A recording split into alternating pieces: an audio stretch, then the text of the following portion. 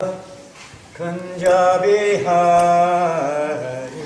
Jaya Radha Madhava Kunja Bihari Jaya Radha Madhava Kunja Bihari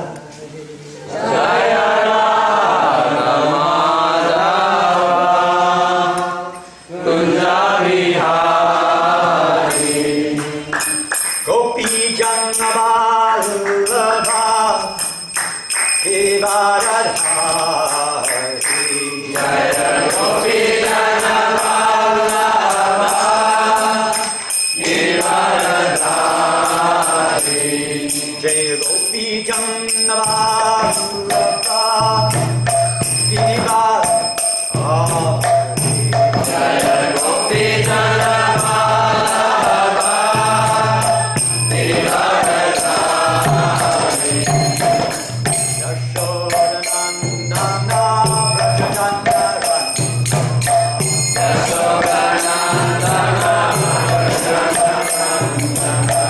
Yashodanandana Brajajandaran Yashodanandana Brajajandaran Yamuna Tira Bachari Yamuna Tira Bachari Yamuna Tira Bachari Yamuna Tira Bachari Jaya Radha Madhava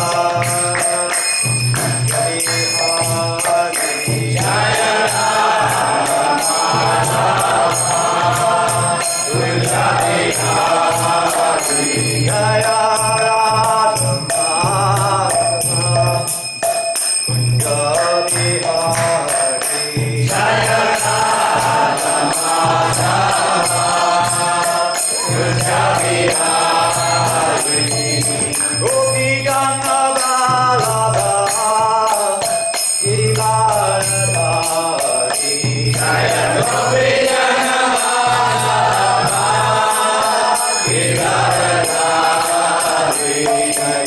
Gopi Jannavallabha Givaradhari Jaya Gopi Jannavallabha Givaradhari Yashodanandana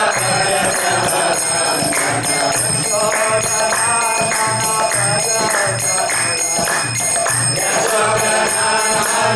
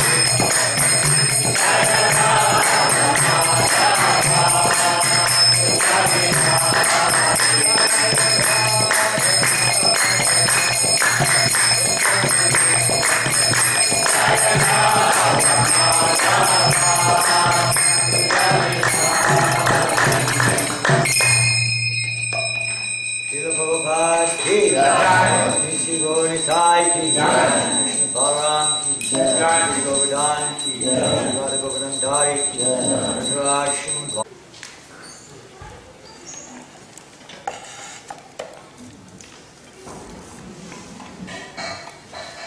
Hare Krishna, welcome everybody this morning to Srimad Bhagavatam class. And today we are reading from the 8th canto, chapter 1, text number 12.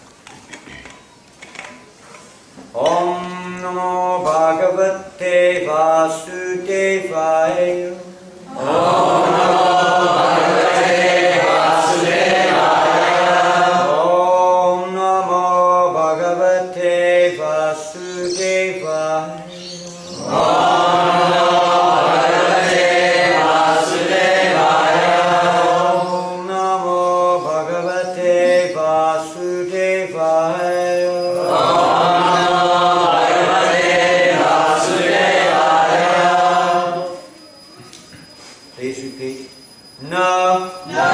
Yasya Adi Anto Madhyam Svaha Vishvasya Paraha Antaram Vishvasya Muni Yat Yasmat Vishvam Tat Vitam Mahat Nayasya Yanto Madhyam Cha Shvakparo Nantaram Vahi Vishvasya Muni Yadyasmat Vishvam Cha Tadvitam Mahat Nayasya Yanto Madhyam Cha Shvakparo Nantaram Vahi Vishvasya Muni Yadyasmat Vishvam Cha Tadvitam Mahat Nayasya Yanto Madhyam Cha Shvakparo Nantaram Vahi Vishvasya Muni Yadyasmat Vishvam Cha Tadvitam Mahat Nayasyadhyam tomadyam cha Svaparo nantaram bahi Vishvasya muni yadyasmat Vishvam cha tadvitam mahat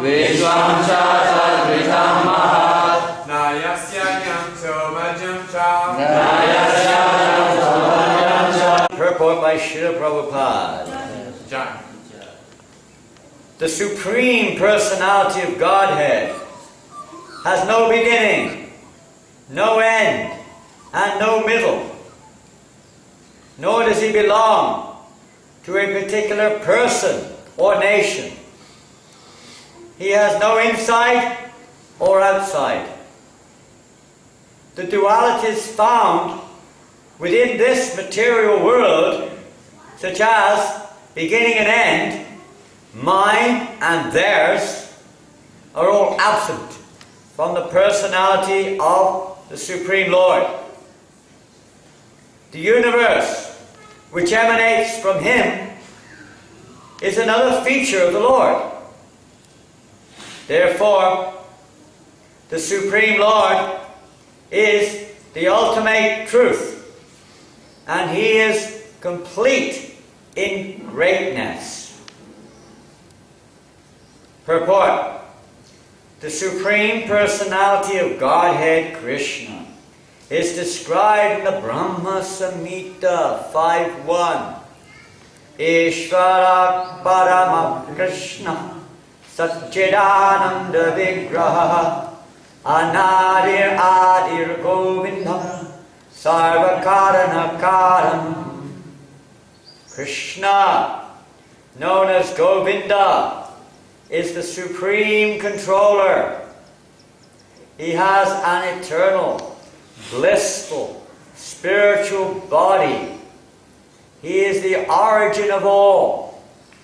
He has no other origin, for He is the prime cause of all causes. For the Lord's existence there is no cause, for He is the cause of everything. He is in everything. Maya tatam idam sarvam. He is expanded in everything. But He is not everything. He is achintya veda veda, simultaneously one and different. That is explained in this verse. In the material condition, we have a conception of beginning, end, and middle. But for the Supreme Personality of Godhead, there are no such things. The universal cosmic manifestation is also the Virat Rupa that was shown to Arjuna in the Bhagavad Gita. Therefore, since the Lord is present everywhere and all the time, He is the absolute truth and the greatest. He is complete in greatness. God is great, and how He is great is explained here. And this is one verse. And the next verses are furthering that brief explanation of how great God is. He's known as Achintya. And Achintya meaning inconceivable, beyond our measure, unlimited. One time one man challenged their spiritual master, Srila Prabhupada, if God can do anything, and if He's so great, can He create a mountain which He cannot lift? Prabhupada said yes, and then He will lift it. Achintya Veda Veda Tattva, inconceivable. Krishna and His opulences are in one sense inseparable, but His opulences are ever expanding. Now, that's almost, it is inconceivable by material consideration. Knowledge of His opulences, His cognizance are ever increasing. Because within the material condition, that's why it's called conditional life, we place conditions. It's relative. Relative, why? Because of the time factor. So many conditions are placed there according to time, place, and circumstances. Distance, measurement.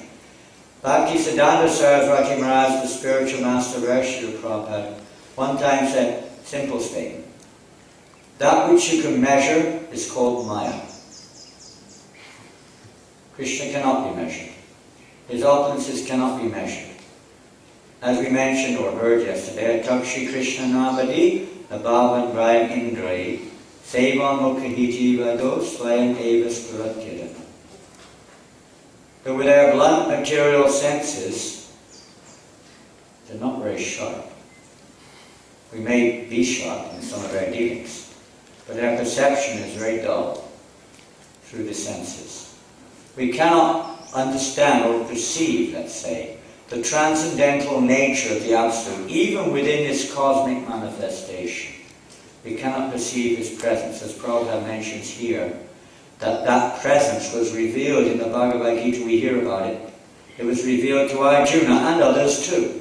But in order to see even that cosmic, if you're looking in the Bhagavad Gita, and for many people this is like the chapter of the Bhagavad Gita, the 10th chapter of the Bhagavad, 11th chapter rather, of the Bhagavad Gita. When Krishna reveals His presence in the 10th chapter, Arjuna wanted to hear about His opulences, how He pervades this universe, how everything is resting on Him as pearls are strung on the thread. Just like you take some pearls, you have a necklace of pearls, you only see the pearls, we cannot see the thread. Without the thread, the pearls will fall. So the thread which keeps it, this kind of analogy, which keeps everything together is Krishna's presence. Of course, that which is being kept together is also a form of Krishna. Nothing exists outside Him. Everything, yet still, this is another of His mystic opulences, His expansions, you can say, are separately constituted in many ways. Just like in the Ishopanishad, we discussed yesterday one verse in the Ishopanishad, And the previous verse to the one we discussed, Om Purnamadak Purnamidam Purnam Madachate Purnashum Purnamadaya Purnam Meva Vishishyate, that everything we see in this material world is completely perfect. It's like the universe, it's like working as a complete whole, because it comes from the Supreme All-Perfect Personality of God. But each one of the units which emanate from Him are also perfect within themselves. This is the nature. Yeah, they seem to be, in a sense, individually constituted, going on. And Krishna himself, it describes, and that Prabhupada mentions here, we're jumping around a little bit, we'll come to our point in a moment. In the 9th chapter of the Bhagavad Gita, we see that, they're confusing this book. It is confusing. There's no 9th chapter in here. What's going on? I'm confused. It goes straight from the 8th to the 10th chapter of this book. What's happening here? Principally absolute, it says. Oh, I see what's going on. They titled the chapters wrongly. That's what's happening. No worries, we can still find it. It's just the titles, the top titles are wrong. It is Attaining the Supreme. Oh, I'm okay, I've got it. And it's just a title. We're not going to read the titles. The title of chapter 9 is Attaining the Supreme. If you've ever read the Bhagavad Gita, you probably know that's not the title of the 9th chapter. The title of the 9th chapter is The Most Confidential Knowledge. Okay, some small overview, oversight, slight oversight. And there Krishna says, we're looking at text number 4, by me, in my unmanifested form, this entire universe is pervaded. He's pervading everything. We can't see him because we don't have the eyes to see. We have material eyes. He's not material. Material means beginning, middle, and end. It means controlled by time. Relative knowledge. Yes, we can use the relative knowledge in a positive way to understand the absolute truth, or the spiritual knowledge. It is also spiritual in one sense. It's just covered by Krishna's external, expansion of an internal potency in the form of Mahamaya, who causes us to falsely understand what we're looking at. And we see it, as we discussed yesterday, in a perverted way. And we conclude that that's it. But we can't see what's behind it. Any more than a child can see what's behind a flying aeroplane in the sky. Practically anything. How a child is born, how does it know? What do we tell a child? We bought you in Woolworths. That's what my father told me. We bought you in Woolworths. And I was a little bit older. I went, Mum took me to Woolworths and I was looking, where's the babies? I couldn't see any babies in Woolworths. I actually know. We found you under a gooseberry bush. I worked in a gooseberry farm there. I didn't find any babies under gooseberry bushes. Cabbage plot. My father's allotment, there were no babies there, cabbages. One day a stork brought you and dropped you. Oh, I mean, you can't explain it to a child, you know. It's inconceivable at that stage of development. Same thing with conditioned souls. We can only understand. That's why in the scriptures, even Jesus Christ is only explaining a little tip of the iceberg, because we cannot understand anymore. Even in his own words, he said, what can, I don't say it word for word, but in summary, how can I tell you anything of that which is beyond the spiritual world? How can I tell you anything of that world when you do not even understand what I'm explaining you of this world? Very difficult. You are generally locked, blocked, full of consciousness is covered in material life, trying to enjoy the objects around us. We have no time to look within. And even if we do, what do we see? We have just another subtle form of what we're seeing outside in most cases, even worse in many cases.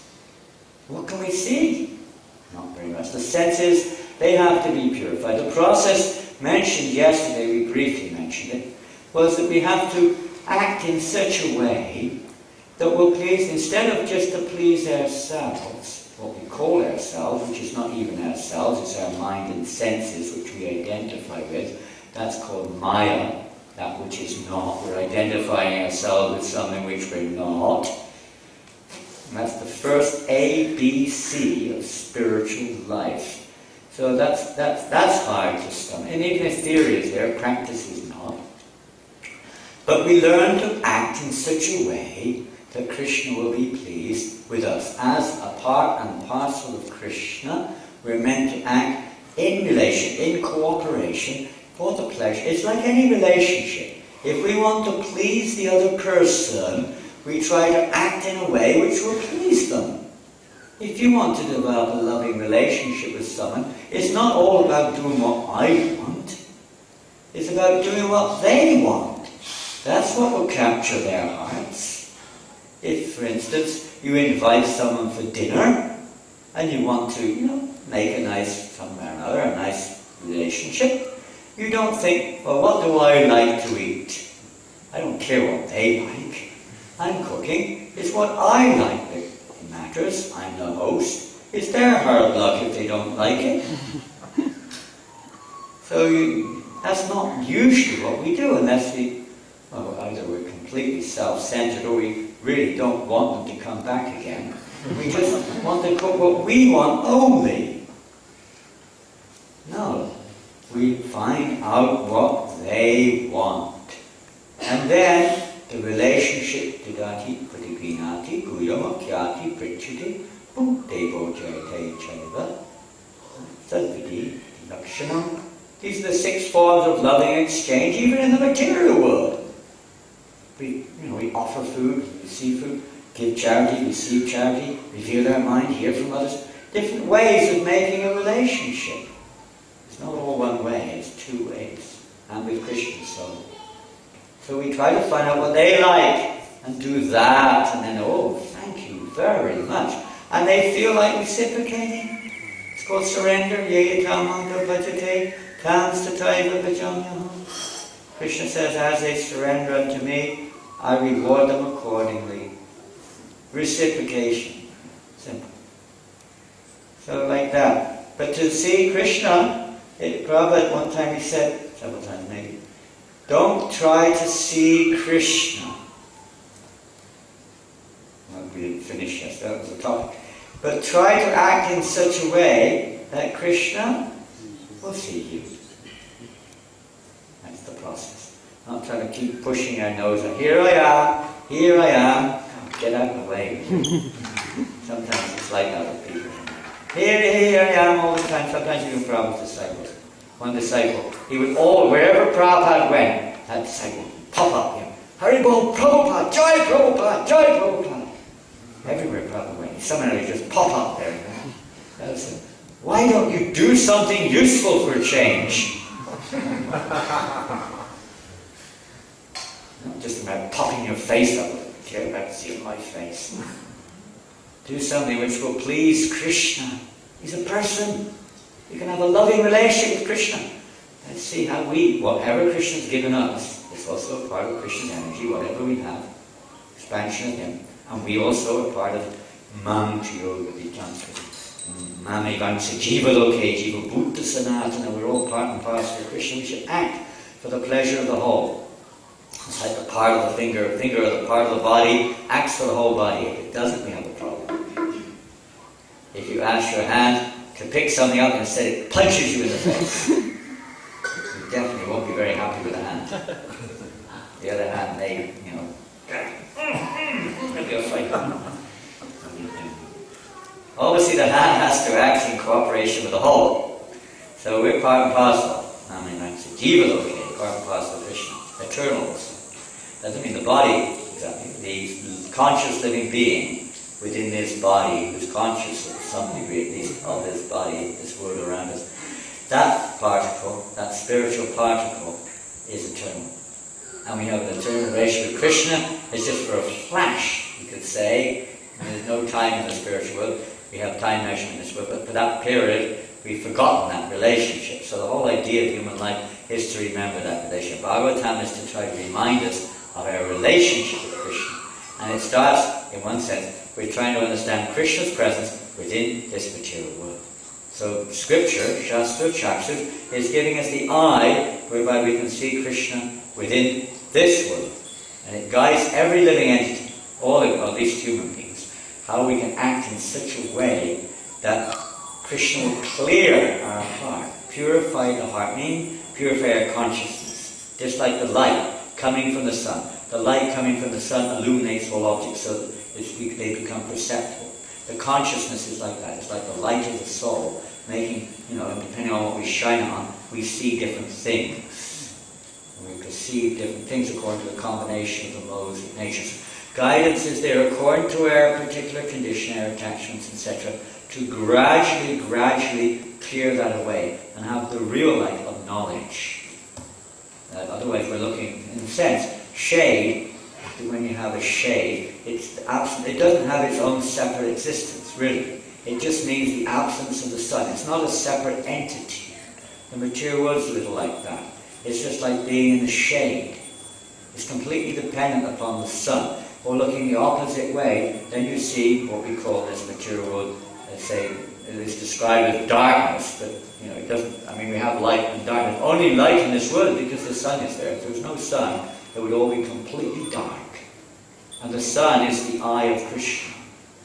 What's said to be like his eye, illuminating this world, this universe. So we have the ability to see. Otherwise we wouldn't see anything. Completely dark. All the little lights that we have are getting all their energy from the sun. They're not separately independent. The energy is coming from the sun.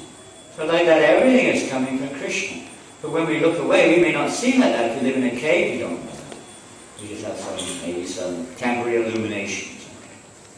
But the actual light is coming from the sun. And this material, everything is coming in that sense. Light, heat, everything from the sun.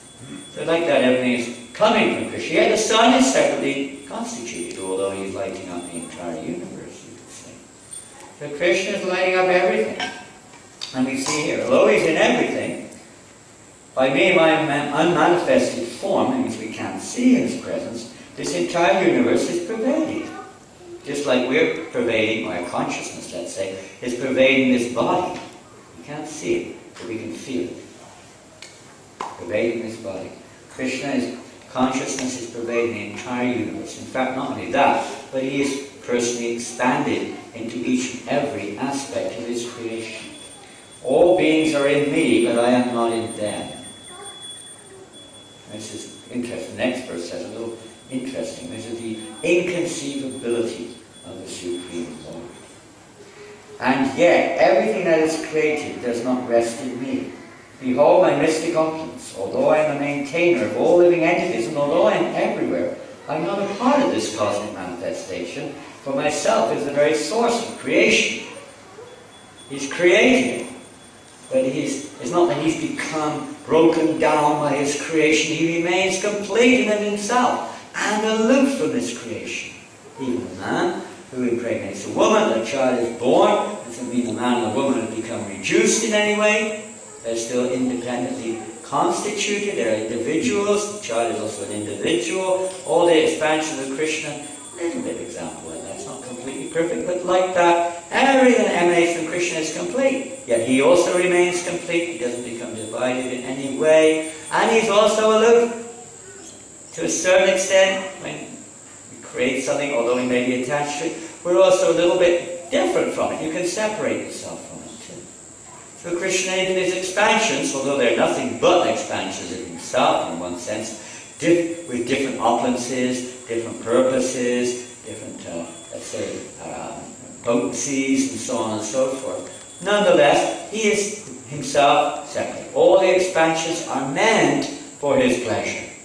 Whether it's the Jiva Tattva, that means the individual souls, or the Vishnu Tattva, his personal expansions for different purposes, and different energies are all meant, and even the material energy is meant for his pleasure. We think it's meant for our pleasure. We've got that independent free will. Jiva Tattva has that free will, and that's given by the Lord. It's there in Krishna and the particular Jiva Tattva. They all have their free will to relate to the energies of Krishna accordingly. This way, that way. And according to our choices, the Lord arranges various, influences, the various modes of nature, We may be attracted to see through a particular mode of goodness or passion or ignorance. We fight over the different modes that we're seeing the world through, and so on and so forth, until we understand how to see things from a higher perspective by working through the modes of nature, using that conditional perception in a way to channel it towards Krishna consciousness, towards seeing it from the perspective of Krishna. And that's what Shastra is for. And that's why spiritual guidance is required, why the human society is organized in such a systematic way to, even without people's knowledge, to help gradually elevate their consciousness, step by step generally, towards an understanding of the actual situation, of seeing not myself in the center, but seeing Krishna in the center. Then everything gradually becomes revealed. As in the morning, when the sun rises, everything gradually becomes revealed. You can speculate all night long, but when the sun rises, it becomes clear. But as long as we're in the shadow of this material wood, it is never completely clear. It is just vague understanding. And when one comes into light, Krishna Surya Samaya Andhakara, then the darkness is removed. Where there is sunlight, there cannot be darkness. And where there is Krishna, there cannot be Maya. So it's somehow or another to bring Krishna into our lives, everybody else's, no matter who they are. And then Krishna goes, so in this way, it means to say everybody is resting on him, but he himself is aloof. He's in everything, yet not in everything. In other words, the living entity has his own minute independence of choice. It's the inconceivable nature of Jiva Tattva. You say, well, Krishna is... But that's the nature of the potencies of the Lord. He's given Jiva, spirit soul, this complete freedom of choice, whether to see Krishna and him in the center or me in the center. Us in the center. The material world is a platform, or the place that the Lord arranges, if you want to look at it simply, for that purpose. So we actually all see ourselves in the center as the enjoyer, as the proprietor, and so on and so forth. And thus we become implicated, entangled in the material world. And then we see, well, how are we going to see it differently? We're conditioned. So how did Arjuna see it? Now in the 10th chapter, of the next chapter, long description there of how we can understand some of the opulences of the Supreme. So I'll just read some of the last verses. O Arjuna, Krishna says, I am the generating seed of all existences. If you take a seed of a tree or a plant, you plant the seed and a tree grows. Now, where's the seed gone? You can't see it. Of course, it may produce more seeds, but you can't see that seed from which the tree is grown. It's not manifest. Of course, you can chemically explain it, it's transformed this, that, and the other, but you can't see it. It caused the tree in one sense, but we can't see it. The material creation, we can't see the cause, because we're within it. Even anyone, within something, you can't see what's actually outside of it. It's like a little insect inside, sometimes they live inside some thing, some fruit or something. They don't know outside, that's their world, that's it, that's the truth, that's all there exists. Or a little tiny molecular cell within our body, it only knows its immediate environment, that's the universe. Similarly, we're stuck in this little world, and that's it. We have a tiny bit of perception of the universe outside this planet, tiny bit, that may be imperfect even still, but still some little perception in it. But we don't have very much perception. And we think we can come to a conclusion as to what the absolute truth is. As we mentioned yesterday, hardly even know how our own body is working. I am the generating seed of all existence. There is no being, moving or non-moving, that can exist without me. Almighty conqueror of enemies, there is no end to my divine manifestation. What I have spoken to you is but a mere indication of my infinite opulences. Know that all opulent, beautiful, and glorious creations spring from but a spark of my splendor. Spark of the splendor.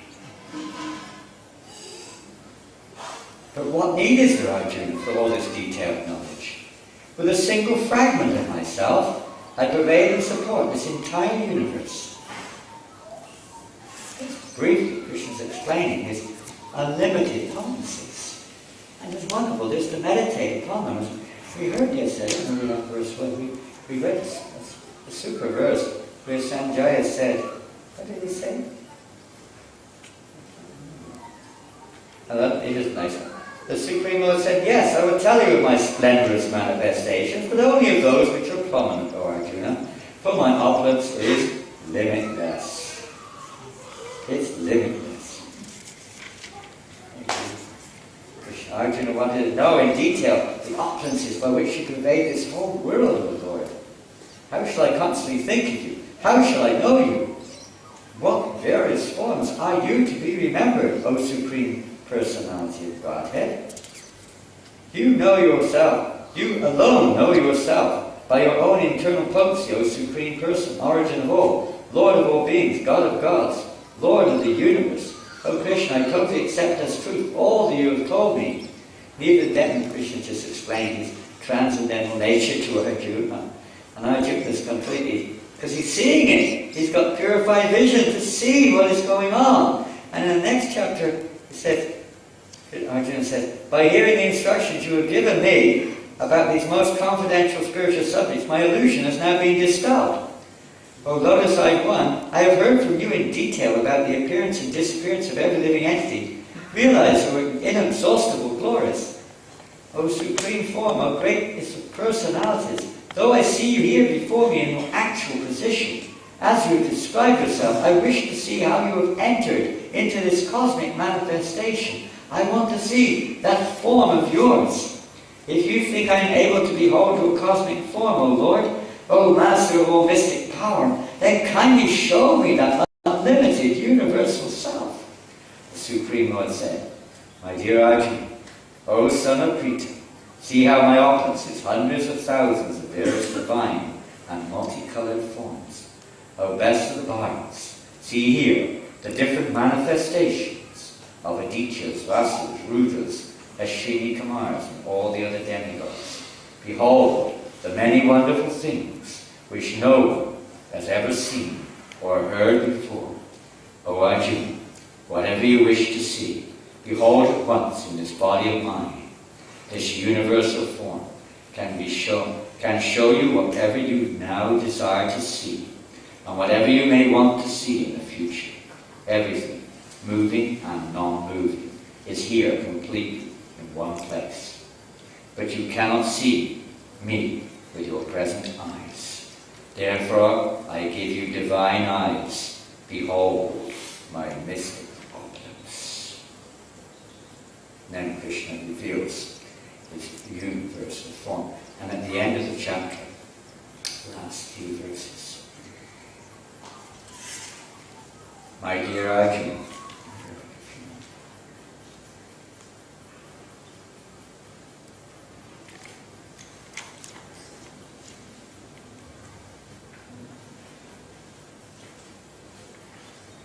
my dear Arjuna, O best of the Kuru warriors, no one before you has ever seen this universal form of mine.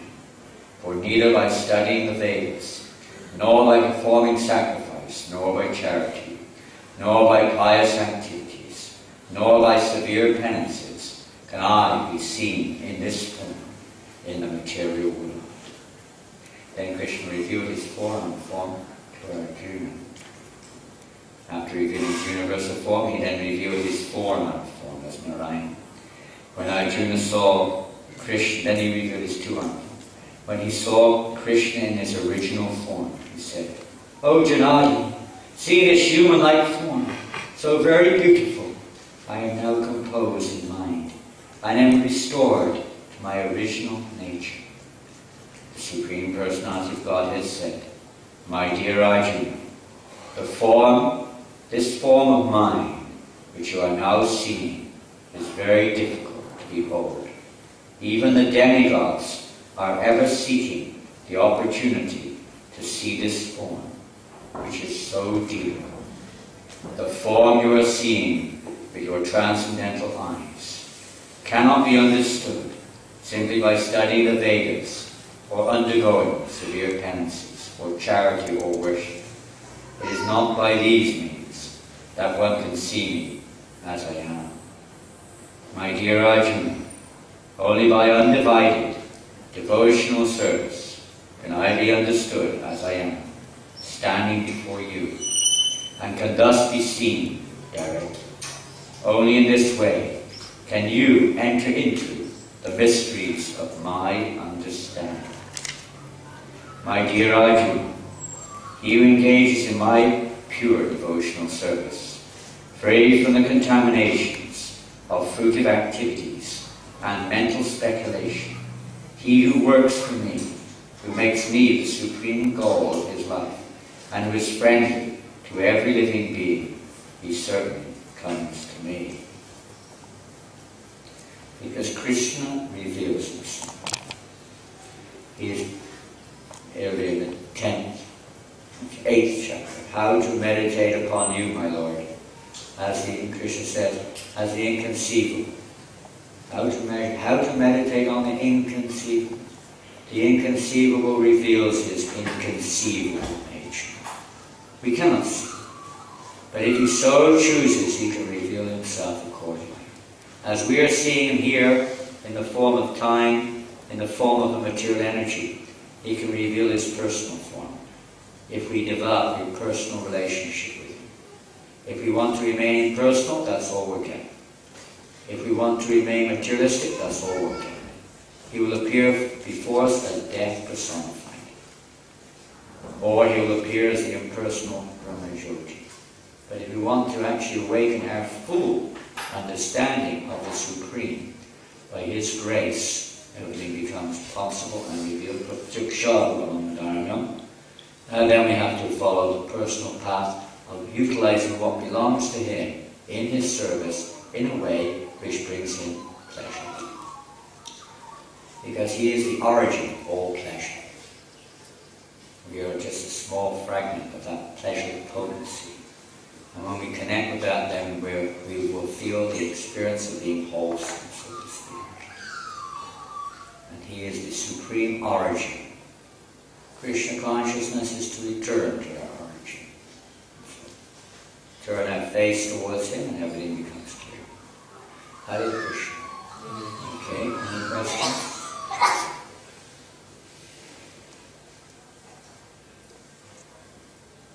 Maharaj, what form? Ajita had a question. Yes. No, you had your hand up first. Maybe it's interesting that there can be a little debate on what belongs to God, what belongs to us. But in reality, Krishna is on the Rishikesh, so even our senses, the debate that belongs to him. So therefore, as you explained, there should be even our own senses, where the senses that we have should be engaged in this service, otherwise we feel.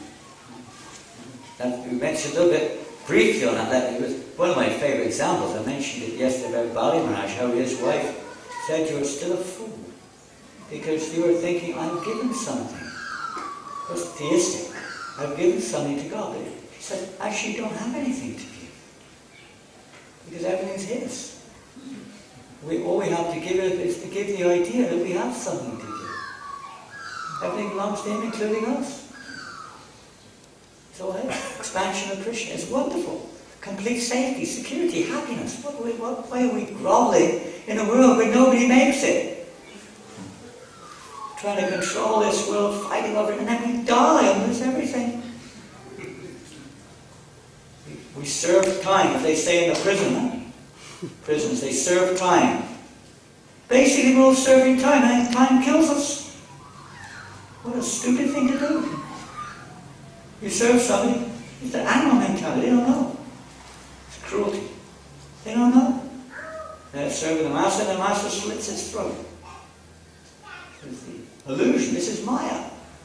It's there to try to wake us up. Come to your senses. Come to your senses. Realize Rishikesha looked to say, the senses are meant to be used in the service of the master of the senses. If we don't, then it's just a never-ending struggle trying to satisfy This never-ending flow of desires which enter into the mind. The senses are never stopping, picking up pictures of the objects which are nothing but a reflection of Krishna's internal potencies. And the senses are by nature pure. Yes, the soul is imbued with senses, but they're pure sense. They're pure. In this material, they're covered by the modes of nature. And we're seeing differently. We're seeing the objects around us and trying to get this and trying to get, then you get this and you're still not satisfied. You've got to get that, you've got to get this. And you're pulled in every direction. You know, in a simple secret of understanding, yes, the senses as it is, the eyes, the ears, the nose, the mind, everything is booming up below you, going up below you. It's Krishna's energy. Separating only as much as we're seeing it separately from Krishna. We're thinking it's mine. That's the biggest disease, me and mine. And to cure that is not a disease. If you go to the doctor said, oh, here, tell me, what's your problem? What's your sickness? I have a terrible problem. I think I'm my body. And I think this is mine. You do have a problem. You have a serious problem. I don't know. Just hold on a minute.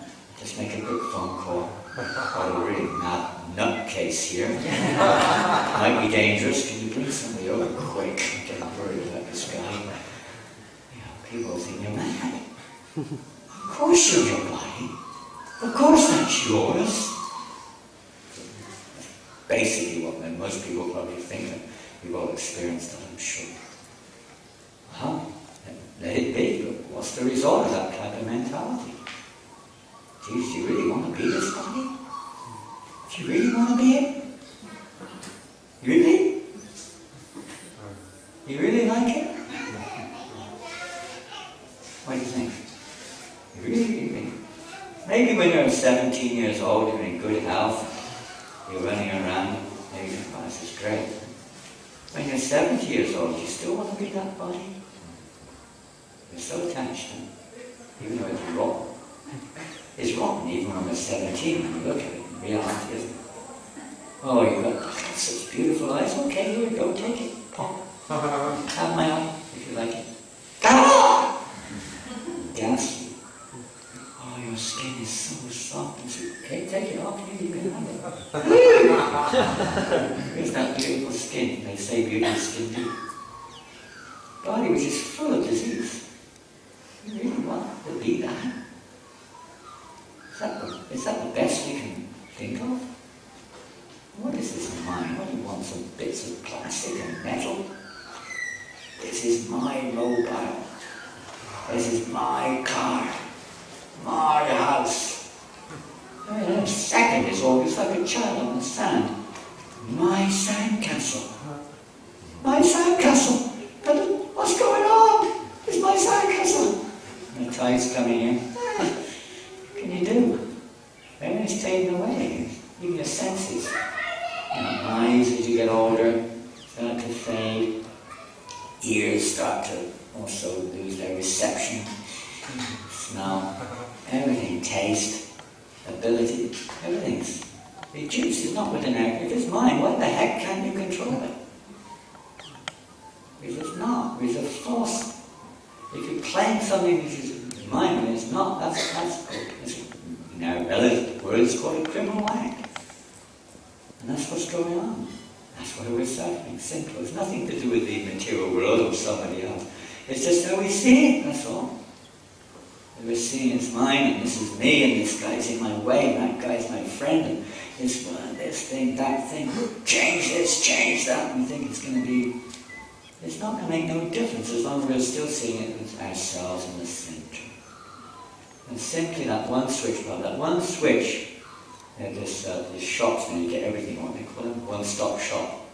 You know, it's like that. You get one stop, one turn, everything becomes different. Just turn the light on and everything becomes clear. You see things in relation with Krishna, there's no more enemy, because everything's simply an expansion of Krishna. How can it be an enemy or a friend in terms of material comparison? You can't have that. There's no good, bad, this, that, the other, when we see it in relation to Krishna. All these things are only there to help change our perception so we start to see it in relation to Krishna.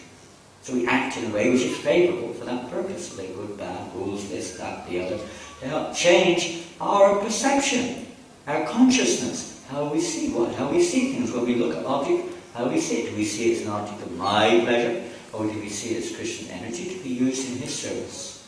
So, same thing we're looking at, just the result is rather different.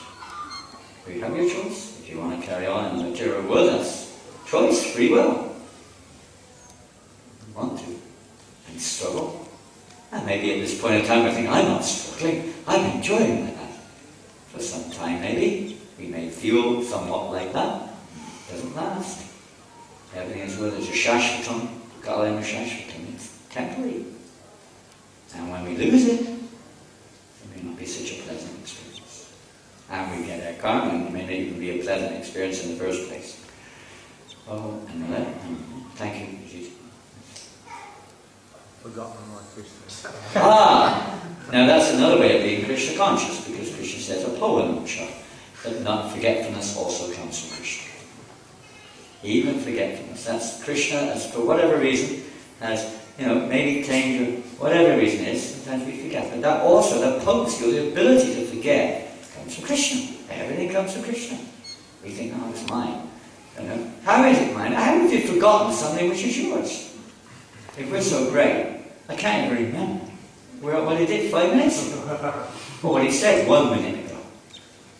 And I certainly don't know where I'm going. And what type of...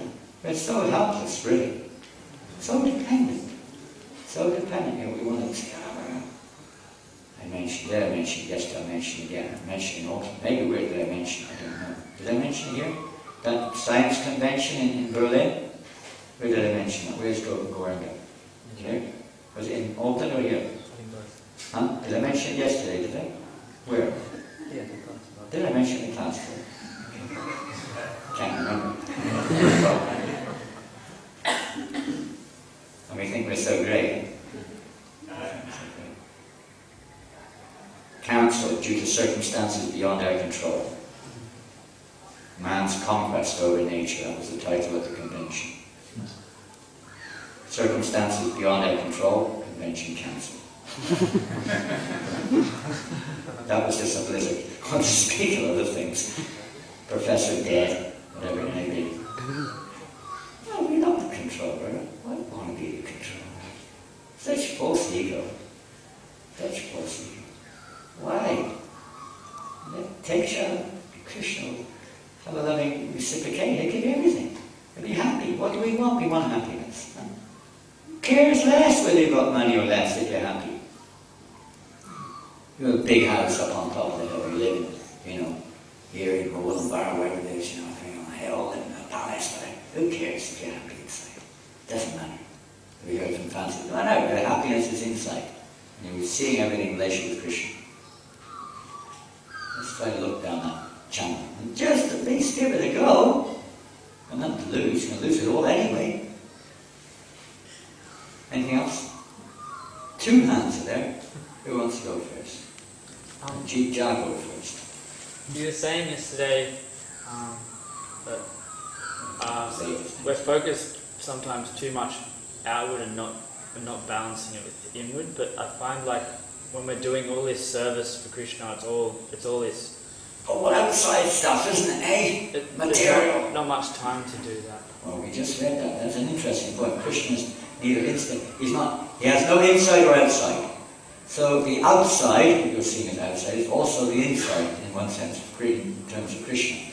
So when we're doing things from the perspective, well, let's say from Krishna, it's not outside or inside.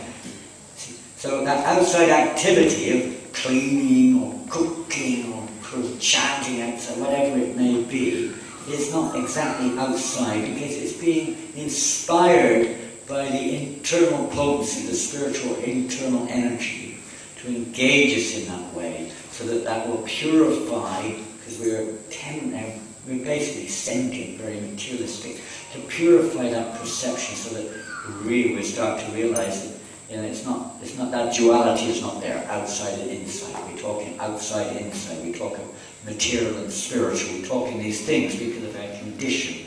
But on the advanced stage, everything is actually spiritual. It's not outside or inside. Krishna is there, Krishna is everywhere. So that's the process. That's the process. And you'll see in due course of time, if one follows the process under the sufficient direction, in due course of time, that gradually, that there will be no, let's say, feeling of separation between inside and outside in that sense. They will all become, you say, Krishnaized. So everything around, everything will just remind us of Krishna. Anyway, this is the day when in the tradition where we tend to see like that, objects. We see this separate mentality is there. That's this and this is mine, and that's whatever it is. All this duality we see. But with a bit of purification, then duality is no longer, let's say, an influence which creates confusion. It may do to others, but not to one who has that self-realization. He sees equally all these various energies of God. He sees Krishna. That's the process. It just has to be properly done according to our condition, and that will purify our vision so that gradually we'll understand. When I say inwards, it means to say, see things from Krishna's perspective. By hearing from the scripture, we can't jump to that platform of realization. We hear from those who have it, and by hearing from those who have it, we gradually realize that everything is truly connected to Krishna. By following their guidance, by following Shastra, Guru, Sadhu, that is the process. Any ladies? Okay, last one. Maharaj, you mentioned that, that Krishna is there, Maya can't be there. Krishna what? Wherever Krishna is there, Maya is not present. Like, as aspiring devotee, we try to bring Krishna into our life, but we always see that, sometimes we lose hope that, will the ever darkness or Maya go away from our heart. So, Yes. so how does that work? Because we're trying to bring Krishna in, but we see a lot. Smash Maya! It's a war against Maya! Kill Maya! Kill Maya! Amazing. Sometimes we get really kind of passionately worked up, in the beginning that's natural. That may not say it has to, but that may sometimes be a little bit like that, because we're still seeing that as duality. Firstly, Maya is simply Krishna's energy acting in the role of a servant of the Lord. It's not an enemy any more than a prison warder is their enemy. And the enemy is their own, as I said earlier, actually the Maya is a reciprocation of the Lord through the Maya potency, because we want to see separately from Him, see separately from Krishna, we want to try to enjoy separately from Krishna. So Krishna arranges this world to facilitate that free will of the living entity, and the Maya potency, the Mahamaya potency, that specifically causes us to forget. So we can, continue to try to enjoy this material sojourn, birth after birth after birth after birth, because she's just acting to actually facilitate our actual desires. It's like, the person may blame the judge for their being sentenced to death or prison or whatever. The judge is simply neutral. Maya is actually neutral. It's working in the Krishna direction. But we may see that because we have no understanding of Maya and Krishna and the relationship and why we're here and all these different things. So we tend to see again, that's to say, it's all Maya, what can I do? What can I get rid of Maya? Yes, but that Maya has to be understood. What is that Maya? That Maya, an illusion which she creates, so to speak, in that potency of the Lord, on our consciousness, that's what has to be cleared. We have to clear away this separate mentality, this seeing things separate from Krishna. That's the illusion of Maya. And this false identification with the body, that's supposed to be cleared away. And Maya is actually helping us, we just don't realize it. By various ways, by arranging situations which are even frustrating and so on, but we don't take it like that because we're still determined to try to enjoy separately. But her business is, she's very happy when she's engaged in Krishna service. And she's there for her assistance. So we do pray like that sometimes. Please remove this curtain of Maya, become free of Maya, and so on and so forth. But we're not. The Lord is certainly not an enemy of Maya. When we say Maya is our enemy or something, that means the false perception, the false illusion of identification, that's our enemy, which results in the lust, greed, anger, illusion, all these different things, basically driving us, the driving forces. That's the result, seeing things separately from Krishna. So that's our enemy, in that sense, to see it separately. But that's our choice. That's not Maya's like indiscriminately imposed upon us like the devil or something. It's not like that. It's our choice. It's like a person may, because of conditioning or karma, act in a way, but ultimately the choice is there. They've acted in a legal way or a criminal way, they end up in the nick. And you can't blame the judge, you can't blame anyone, it's your own choice. We're told what's right and wrong, we don't do it, what can they say? We're one. Through being one, we can one listen to what to do. So Maya keeps us in this illusion, and we don't realize that we're actually causing our own suffering. Maya is just facilitating us. Okay, so let's use Maya. Let's use the material energy, or whatever it is. Let's use our identification also in Krishna service if we're at that stage. Whatever we think we are, let's use that in Krishna service. If you think you're a doctor, you think you're a lawyer, you think you're a man, you think you're a woman, use it in Krishna service. And then gradually we'll start to realize that Krishna is the truth. He's supreme truth. Everything is resting on him. Maya is also is working under his direction, not independently. And we're also meant to work under his direction. So then there's no more Maya. The curtain is revealed when we see a relationship with Krishna, that the darkness, you could say, spiritual darkness, the ignorance created by Maya in this world is removed. Cloud is removed by the presence of the sun, so we can see the things clearly. Jai Hare Krishna, bless the Shri Prabhupada. Thank you very much. Jai Krishna, Bhagavatam, Jai Gaur.